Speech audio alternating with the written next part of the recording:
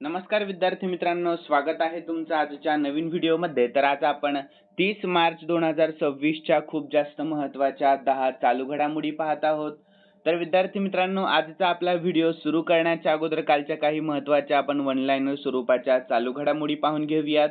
तर कालचा आपला पहिला प्रश्न, तर इराणने नुकताच कोणता सागरी मार्ग भारत, चीन आणि रशियासाठी नुकताच खुला केलेला आहे? तर हॉर्मुझची समुद्रधुनी.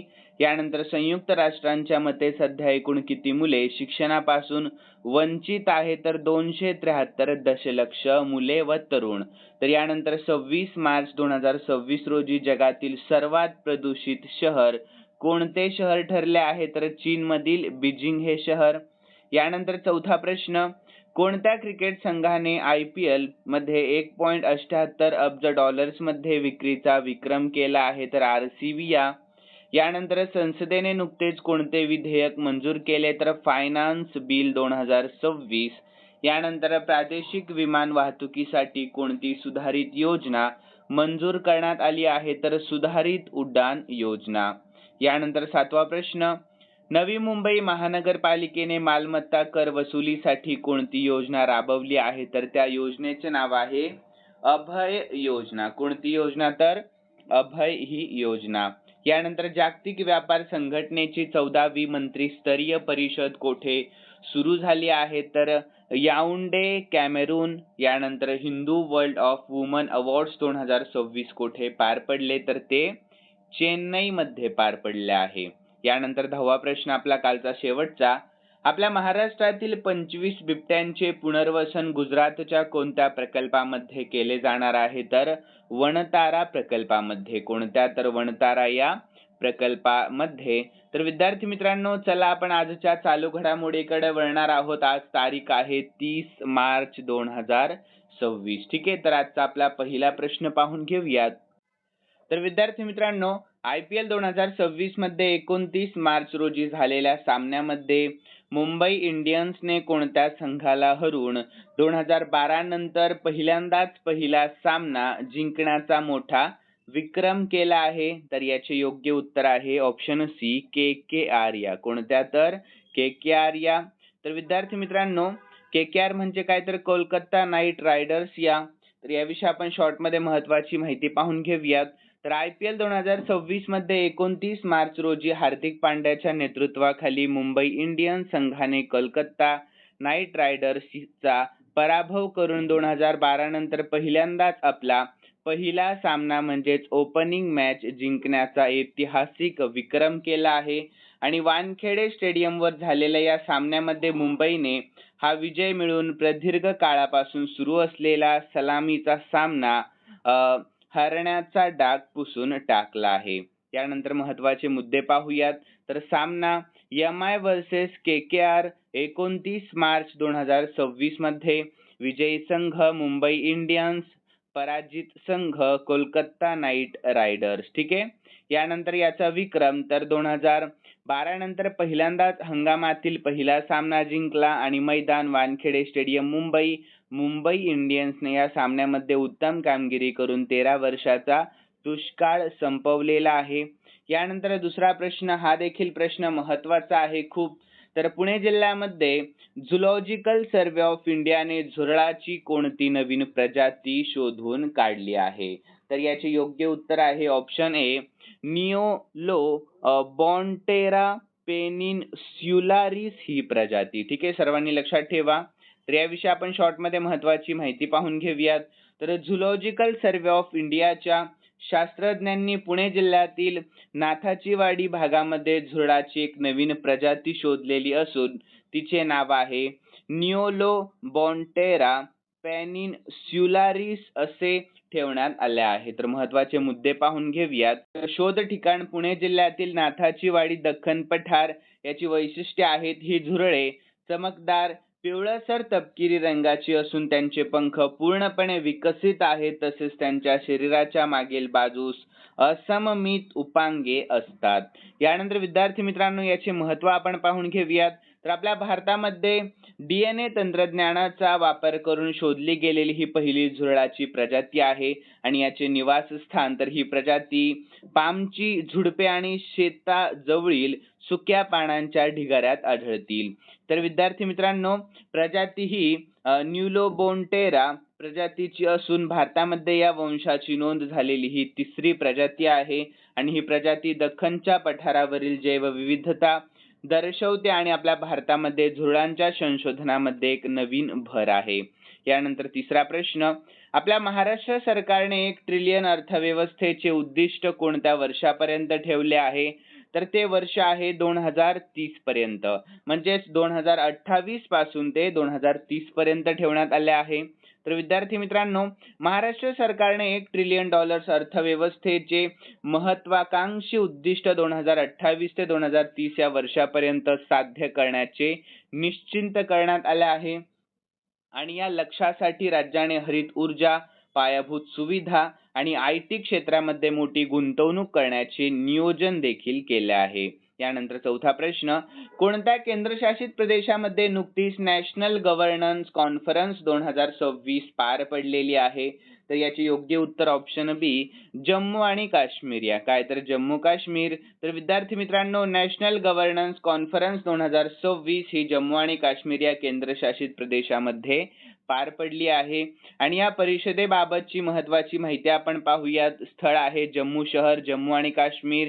आयोजक केंद्र सरकारचा प्रशासकीय सुधारणा आणि सार्वजनिक तक्रारी विभाग व जम्मू काश्मीर सरकार यांच्या संयुक्त विद्यमाने या परिषदेचे आयोजन करण्यात आले होते आणि याचे उद्घाटन केंद्रीय राज्यमंत्री डॉक्टर जितेंद्र सिंह आणि जम्मू काश्मीरचे मुख्यमंत्री ओमर अब्दुल्ला यांच्या हस्ते या परिषदेचे उद्घाटन झाले आहे.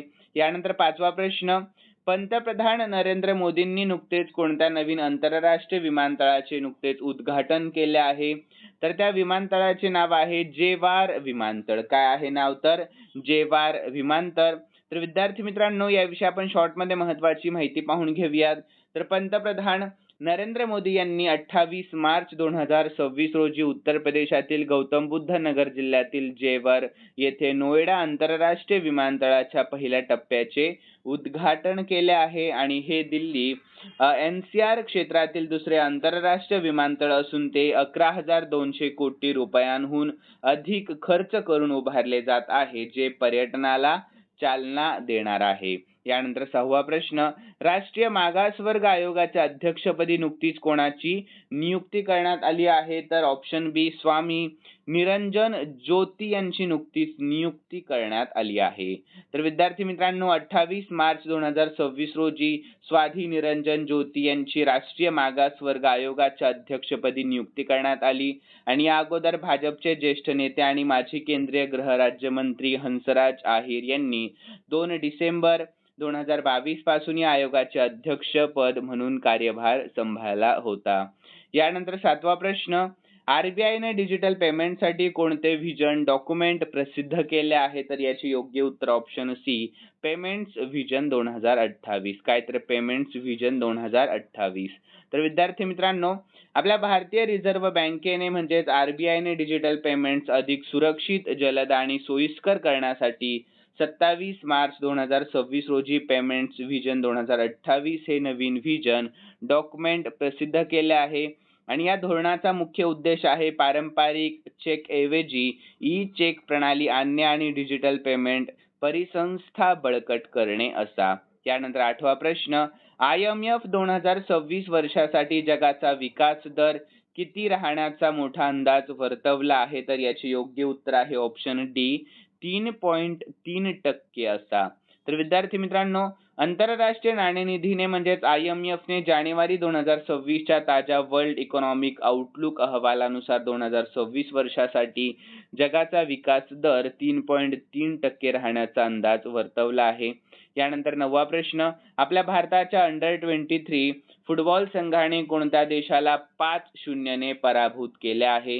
तर विद्यार्थी मित्रांनो, याचे योग्य उत्तर आहे ऑप्शन डी, भूतान. या काय तर भूतान. तर विद्यार्थी मित्रांनो, आपल्या भारताच्या अंडर-23 पुरुष फुटबॉल संघाने अंडर-23 ट्राय नेशन चॅम्पियनशिप 2026 मध्ये भूतान संघाचा 5-0 असा मोठा पराभव केला तर 28 मार्च 2026 रोजी अरुणाचल प्रदेशातील युपिया येथील गोल्डन ज्युबिली स्टेडियमवर हा सामना झाला, ज्यामध्ये सुहेल अहमद भट्टने 2 गोल केले. तर विद्यार्थी मित्रांनो, यानंतर 10वा आणि शेवटचा प्रश्न पाहूयात. तर आपल्या महाराष्ट्र सरकारने आर्थिक वर्ष संपवण्यापूर्वी एकाच दिवशी एकूण किती GR काढले आहेत? तर याचे योग्य उत्तर आहे ऑप्शन ए, एकूण 103 GR एकाच दिवशी काढलेले आहेत, रविवारच्या दिवशी.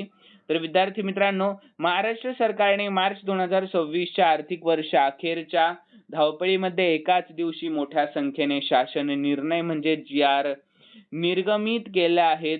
ताज्या माहितीनुसार तर एकाच दिवशी 103 GR, तर रविवारी साप्ताहिक सुट्टी असूनही रात्री 7 वाजेपर्यंत सरकारने तब्बल 103 GR प्रसिद्ध केले. तर 2 दिवसांमध्ये 207 GR या रविवारी काढलेल्या 103 GR च्या आदल्या दिवशी म्हणजे शनिवारी सुद्धा 104 GR काढण्यात आले होते. अशा प्रकारे सुट्टीच्या 2 दिवसांमध्ये एकूण 207 GR निघाले आहेत.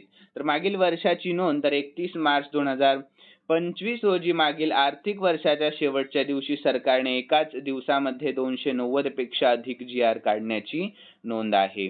यानंतर विभागांनुसार महत्त्वाचे निर्णय मार्च 2026 नुसार तर दिव्यांग कल्याण विभाग सर्वाधिक 31 GR, यामध्ये दिव्यांग व्यक्तींना ST प्रवासामध्ये मोफत सवलतीसाठी निधीचा समावेश आहे.